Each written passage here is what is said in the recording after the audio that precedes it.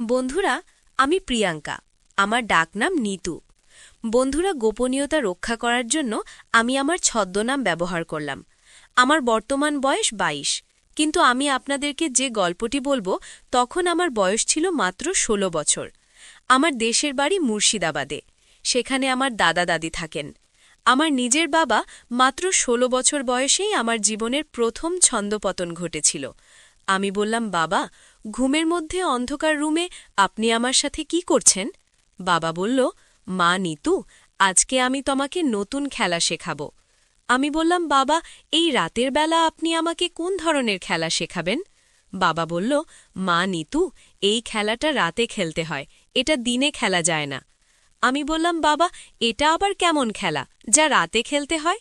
বাবা বলল, মা নিতু, আমি তোমাকে এই খেলাটা শেখানোর জন্যই তোমার মায়ের কাছ থেকে এখানে চলে আসলাম। আমি বললাম, বাবা, তাহলে চলো আমরা নতুন খেলা শুরু করি। তারপর বন্ধুরা, বাবা আমাকে নতুন খেলা শেখাতে গিয়ে খালি রুমে একা পেয়ে আমার সাথে যা করে তা শুনলে বন্ধুরা তোমাদের মাথা ঘুরে যাবে। তখন কিন্তু বন্ধুরা আমি খুব বেশি বুঝতাম না।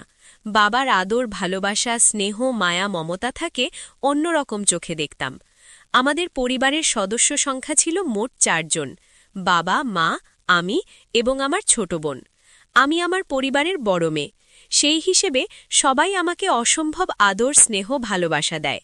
বিশেষ করে বাবা আমাকে অনেক ভালোবাসত, অনেক স্নেহ করত, অনেক আদর করত।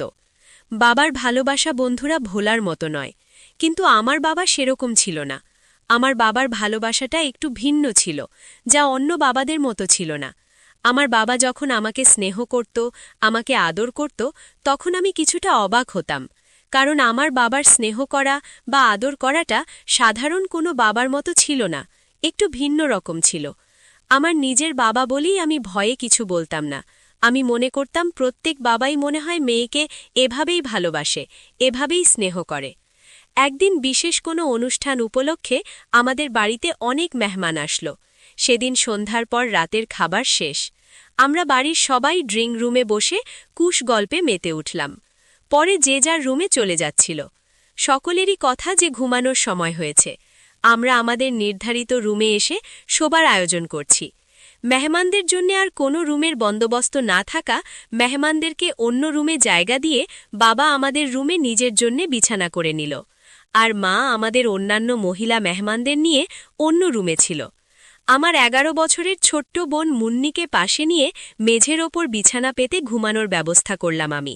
বাড়িতে প্রচুর মেহমান থাকায় জায়গার পরিমাণ খুব কম ছিল, যে কারণে বাবা, আমি এবং আমার ছোট বোন আমাদের রুমের ফ্লোরে বিছানা করে একসাথে ছিলাম।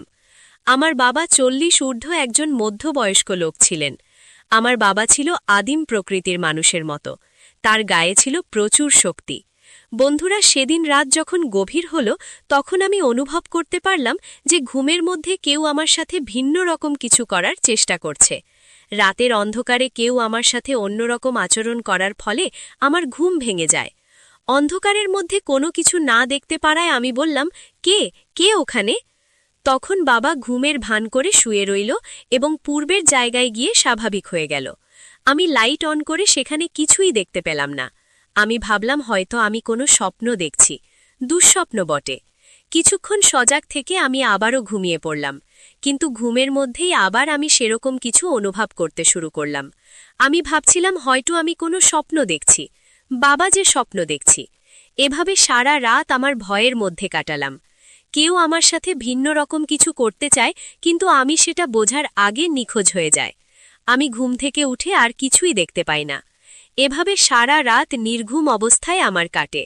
আমি মনে মনে ভাবতে লাগলাম, এখানে তো আমি, বাবা, আমি এবং আমার ছোট বোন ছাড়া অন্য কেউ নেই। তবে কি বাবা আমার সাথে? ছি ছি, আমি এইসব কি ভাবছি? আমার বাবা এত খারাপ না যে তার মেয়ের সাথে ভিন্ন কিছু করার চিন্তা ভাবনা করবে। হয়তো আমি কোনো দুঃস্বপ্ন দেখছি, নইলে এটা আমার মনের কল্পনা।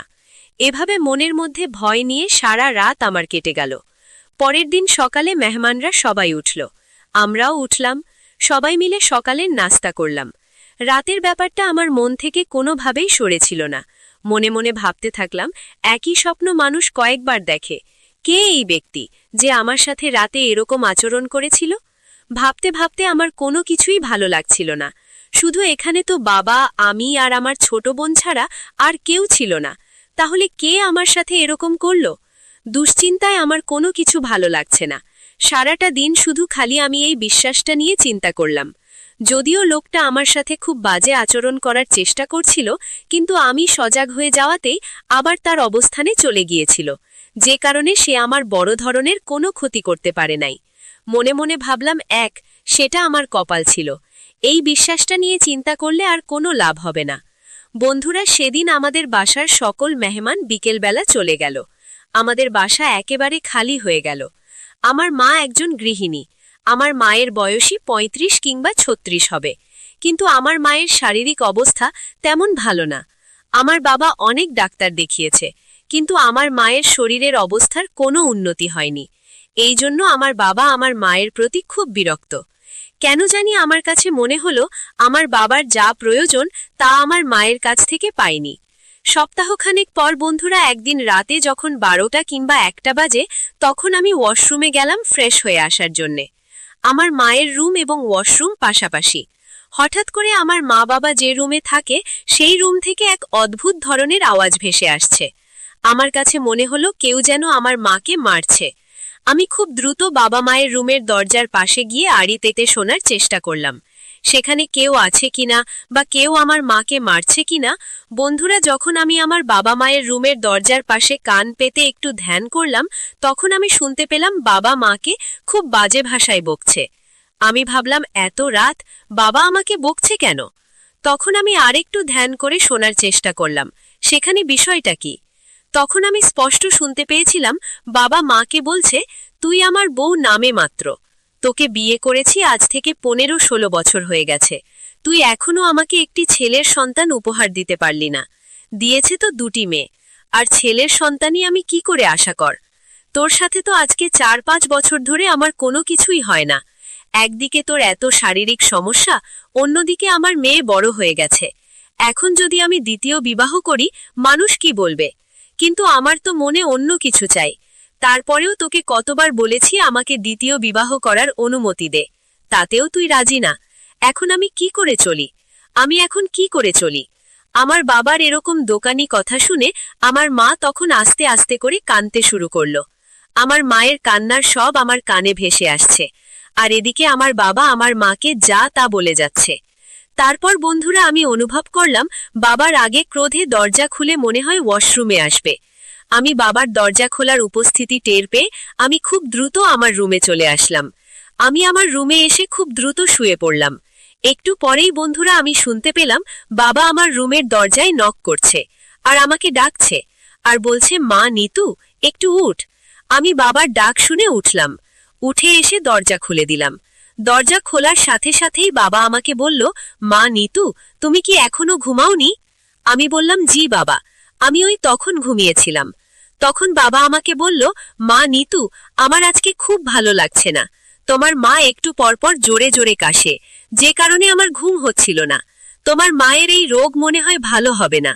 মা নিতু, তোমার মায়ের এই সমস্যার কারণে আমি আর ঘুমাতে পারছি না, তাই আমি সিদ্ধান্ত নিলাম আমি আজকে তোমাদের পাশে থাকব। আমি বললাম, ঠিক আছে বাবা, তাহলে আপনি আমাদের পাশে শুয়ে থাকেন। বন্ধুরা, সেদিন আমার বাবা আমাদের পাশে শুয়েছিলেন। আমি শুয়েছিলাম বাবার বাম পাশে, আর আমার ছোট বোন শুয়েছিল বাবার ডান পাশে। অর্থাৎ আমার বাবা আমরা ২ বোনের মাঝখানে শুয়েছিলাম। এভাবে শুয়ে থাকতে থাকতে হঠাৎ আমি ঘুমিয়ে পড়লাম। কিন্তু ঘুমের মধ্যে গভীর রাতে হঠাৎ আমি অনুভব করলাম আমার সাথে কেউ ভিন্ন রকম কিছু করার চেষ্টা করছে। লোকটির সেই আচরণে আমার ঘুম ভেঙে গেল। আমি ঘুম থেকে উঠে বাবাকে আমার পাশে খুব বাজে অবস্থায় দেখতে পেলাম। তখন আমি বাবাকে বললাম, বাবা, আপনি আমার সাথে এসব কি করছেন? আপনার মেয়ের সাথে ঘুমন্ত অবস্থায় সবকিছু করার আগে আপনার বিন্দু পরিমাণ লজ্জাবোধ হয়নি?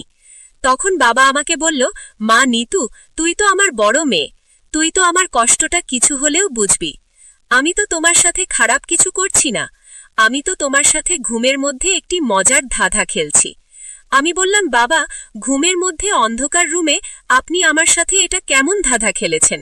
আমি তো অনেক ভয় পেয়ে গিয়েছিলাম। বাবা বলল, মা নিতু, আজকে আমি তোমাকে নতুন ধাঁধা খেলা শেখাবো। আমি বললাম, বাবা, এই রাতের বেলা আপনি আমাকে কোন ধরনের ধাঁধা খেলা শেখাবেন? বাবা বলল, মা নিতু, এই ধাঁধা খেলাটা রাতে খেলতে হয়। এই ধাঁধা খেলাটা রাতে খেলতে হয়, এটা দিনে খেলা যায় না। আমি বললাম, বাবা, এটা আবার কেমন ধাঁধা খেলা? ইয়া রাতে খেলতে হয়। বাবা বলল, মা নিতু, আমি তোমাকে এই ধাঁধা খেলা শেখানোর জন্যই তোমার মায়ের কাছ থেকে এখানে চলে আসলাম।